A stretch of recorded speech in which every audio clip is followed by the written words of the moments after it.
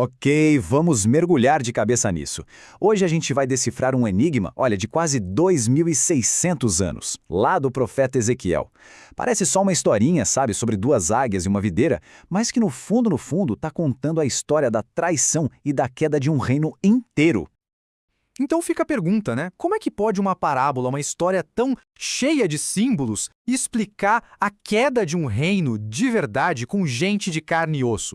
É exatamente isso que a gente vai fazer agora. Vamos decodificar essa alegoria juntos, parte por parte. Bom, a história toda começa com o que em hebraico se chama de Shidar.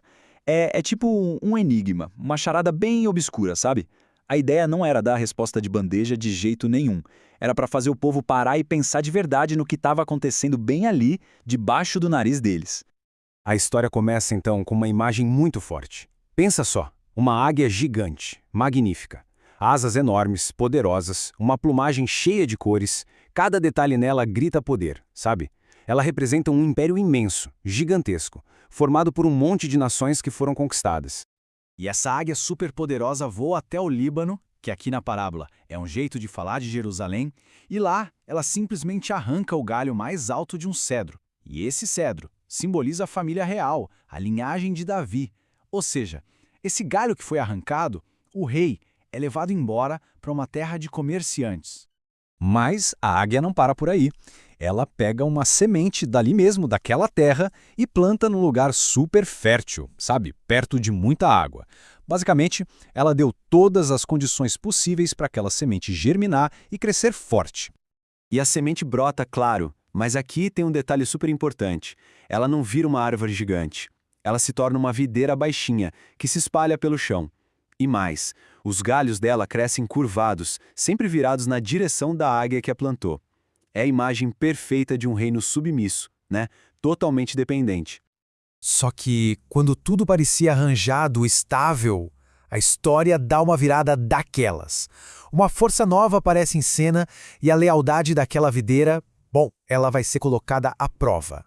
Então, de repente, aparece outra águia. E não é qualquer uma, não.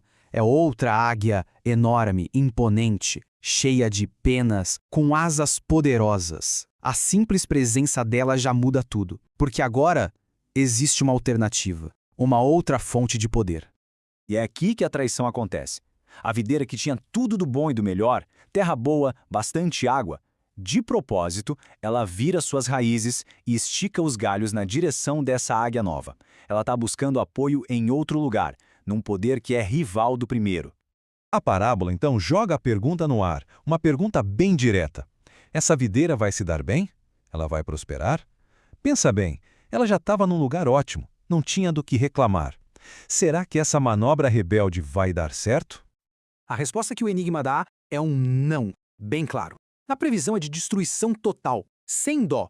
A videira vai ser arrancada pela raiz e vai secar, murchar, quando o vento oriental bater nela. E esse vento do leste, na Bíblia, é um símbolo muito comum para falar do juízo de Deus. Bom, até aqui a gente viu a história, o enigma. Agora chegou a hora da grande revelação. Vamos começar a ligar os pontos e ver quem é quem nessa história de verdade.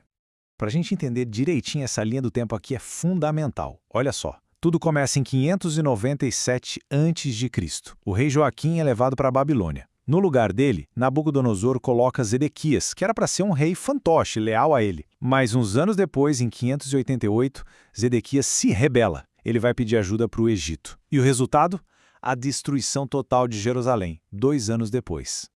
E pronto! Aqui a gente tem o mapa do tesouro, a solução do enigma. Fica tudo claro. A primeira águia era o rei Nabucodonosor, da Babilônia. O cedro, a casa real de Davi. O galho que foi arrancado, o rei Joaquim, levado para o exílio. A videira baixinha que foi plantada depois, o rei Zedequias. E a segunda águia, para quem ele pediu ajuda? Ninguém menos que o faraó do Egito. Fechou o quebra-cabeça.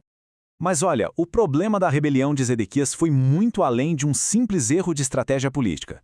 A parábola mostra que o buraco era bem mais embaixo. Era uma falha moral, uma traição tão profunda que o desfecho trágico era praticamente inevitável.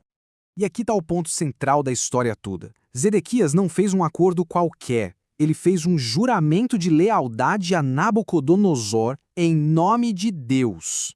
Então, quando ele quebrou esse pacto, ele não estava só traindo um rei estrangeiro. Ele estava desrespeitando o próprio nome de Deus que ele usou para selar o acordo. A ofensa era, em primeiro lugar, a Deus. Essa citação aqui, da própria interpretação do enigma, é direta, é dura. A profecia foi clara. Por causa da traição, por ter desprezado o juramento, Zedequias ia morrer no exílio. E não em qualquer lugar, mas lá na Babilônia, a terra do rei que ele traiu. E o que a história nos conta? Foi exatamente isso que aconteceu. Mas, felizmente, a história não termina só com julgamento e destruição. O tom do capítulo muda completamente. A gente sai da escuridão e vai para a luz, com uma promessa incrível de esperança, de restauração vinda do próprio Deus.